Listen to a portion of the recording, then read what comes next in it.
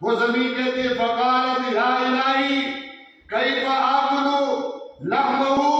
وکلامک فی جوفی، اللہ اس کے خون کو، اس کے گوشت کو میں کیسے کھاؤں جبکہ اس کے سینے میں تیرا قرآن محفوظ ہے۔ پتہ یہ چلا سینے میں قرآن چلا گیا،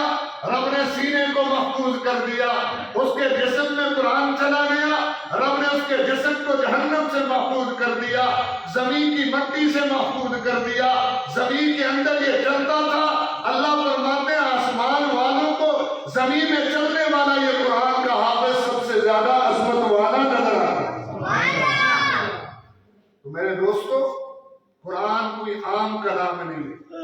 یہ اللہ کا کلام ہے، اور اللہ اپنے کلام پڑھنے والے کی جو عزت کیا کرتے ہیں، کیا فرمایا کہ اس کے اوپر زمین کی مٹی کے اوپر اس کا گوشت، اس کا پوست کو حرام کر دیا، اس لیے کہ اس نے اپنے سینے میں میرے قرآن کو محفوظ کیا، اس نے اپنے سینے میں میرے کلام کو محفوظ کیا ہے، اس نے اپنے سینے کے